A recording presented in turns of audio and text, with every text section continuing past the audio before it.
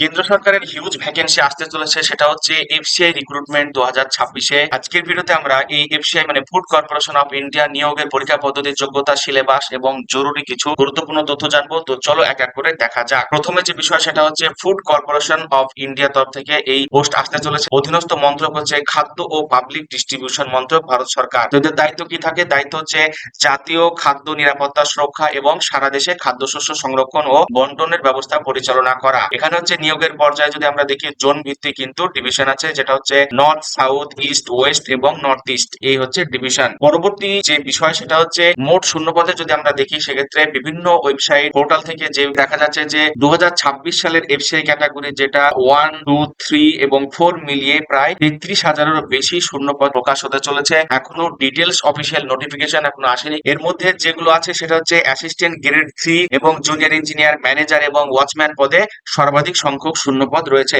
ভিডিওটা ভালো লাগলে অবশ্যই লাইক করুন এবং এক্সাম ওরিয়েন্টেড স্মার্ট ক্লাসের জন্য আমাদের চ্যানেলটা সাবস্ক্রাইব করুন। পরবর্তী যে বিষয় সেটা হচ্ছে অফিসিয়াল ওয়েবসাইট হচ্ছে www.fci.government.in। বিজ্ঞপ্তি প্রকাশের যে প্রত্যাশিত সময় সেটা হচ্ছে আগস্ট থেকে সেপ্টেম্বর 2026-এ প্রকাশিত হতে পারে। এর আবেদন পদ্ধতি কিন্তু সম্পূর্ণভাবে অনলাইন পোর্টালের মাধ্যমে হবে। এখানে কম্পিউটার বেসড টেস্ট, যেটা হচ্ছে সিবিটি ফেজ 1 আর ফেজ 2, এই দুইটি কিন্তু পরীক্ষার মাধ্যম। পরবর্তী বিষয় সেটা হচ্ছে প্রধান যে পদ সমূহ মানে মেজর জব ক্যাটাগরি কি কি থাকছে, সেটা হচ্ছে assistant grade 3, managerial post, junior engineer, আর থাকছে স্টেনোগ্রাফার এন্ড টাইপিস্ট। এবার আমরা দেখবো যে বয়সসীমা ও আবেদন পদ্ধতি। সাধারণত বয়সসীমা কত? 18 থেকে 27-28 বছর পর্যন্ত, যেটা অ্যাসিস্ট্যান্ট গ্রেড 3 আর নন টেকনিক্যাল পদ। এরপর হচ্ছে ম্যানেজার ও বিশেষ পদে ঊর্ধ্বসীমা 28 থেকে 35 পর্যন্ত কিন্তু রয়েছে। সরকারি যদি ছাড় দেখা যায়, সেক্ষেত্রে এসসি এসটি তে 5 বছর, ওবিসি তে 3 বছর আর পিডব্লিউডি তে 10 বছরের ছাড় পাবেন, যেটা সিস্টেমে থাকে। পরবর্তী যে বিষয় সেটা হচ্ছে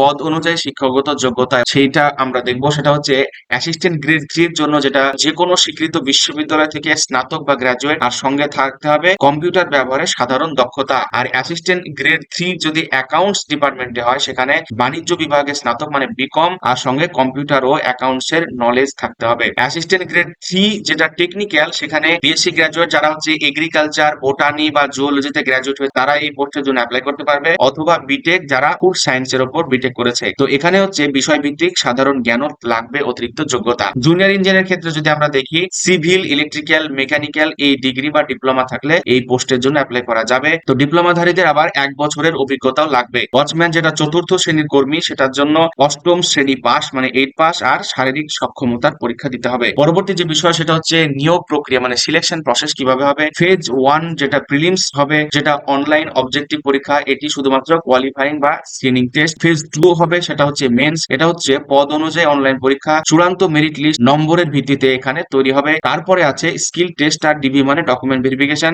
টাইপিং বা স্টেনোগ্রাফারের টেস্ট দিতে হবে প্রযোজ্য পদের জন্য, আর হচ্ছে নথি যাচাই যেটা ডকুমেন্ট ভেরিফিকেশন। এরপর আমরা ফেজ 1 এর পরীক্ষা পদ্ধতি বা এক্সাম প্যাটার্ন দেখবো। সেটা হচ্ছে বিষয় ও নম্বর বিভাজনে আমরা যদি দেখলে, ইংলিশ ল্যাঙ্গুয়েজে 25টি প্রশ্ন 25 নম্বর, যেখানে সময় থাকবে 15 মিনিট। রিজনিং এবিলিটিতে 25টি প্রশ্ন 25 নম্বর আর 15 মিনিট সময়। নিউমেরিক্যাল অ্যাপটিটিউডে 25টি প্রশ্ন 25 নম্বর আর হচ্ছে 15 মিনিট সময়। জেনারেল স্টাডিজ এর ক্ষেত্রে 25টি প্রশ্ন 25 নম্বর আর 15 মিনিট সময়। এখানে টোটাল হচ্ছে 100টি প্রশ্ন আর 100 নম্বরের হচ্ছে পরীক্ষা ফেজ 1 এ, যেখানে 60 মিনিট টোটাল সময়। আর সেকশনাল টাইম যেটা, সেটা হচ্ছে 15 মিনিট করে 4টি সেকশনে। নেগেটিভ মার্কিং অবশ্যই আছে, 0.25 হচ্ছে নেগেটিভ মার্কিং। পরীক্ষার ভাষা যদি আমরা দেখি, ইংলিশ আর হিন্দি এই দুইটি ভাষাতে পরীক্ষা প্রশ্ন হবে। এটা বাংলার ক্যান্ডিডেটদের পক্ষে একটু ডিসঅ্যাডভান্টেজ, যাদের ইংরেজিতে একেবারেই সমস্যা। যাদের ইংরেজিতে সমস্যা নেই তাদের তো কোনো সমস্যাই নেই। তো এরপর আমরা যে বিষয়টা জানবো সেটা হচ্ছে, এবার আমরা জানবো যে পরীক্ষার বিস্তারিত সিলেবাসটা কি। ইংরেজির ক্ষেত্রে যদি আমরা দেখি, যে reading comprehension, cloze test, error spotting আর সিনোনিম অ্যান্টোনিম এই সব বিষয় থাকবে। রিজনিং এর ক্ষেত্রে থাকবে puzzle, seating arrangement, syllogism, blood relation আর কোডিং। নিউমেরিক্যাল অ্যাপটিটিউডের ক্ষেত্রে simplification, DI, profit and loss, percentage, simple interest and compound interest. আর জেনারেল স্টাডিজ এর ক্ষেত্রে যদি আমরা দেখি, সেক্ষেত্রে ইতিহাস, ভূগোল, অর্থনীতি, সাধারণ জ্ঞান, 8ম ও 10ম শ্রেণী লেভেলের প্রশ্ন হবে। এবং আছে কারেন্ট অ্যাফেয়ার্স। ডাব্লিউবি এক্সাম চ্যানেলে জেনারেল স্টাডিজ এবং কারেন্ট অ্যাফেয়ার্স এর উপর প্রতিনিয়তই গুরুত্বপূর্ণ স্মার্ট ক্লাস দেওয়া হয়। যদি এখনো সাবস্ক্রাইব করে না থাকো, চ্যানেলটা সাবস্ক্রাইব করে বেল আইকনটি প্রেস করো, এবং ভিডিওটা ইনফরমেটিভ মনে হলে অবশ্যই লাইক এবং শেয়ার করতে ভুলবে না।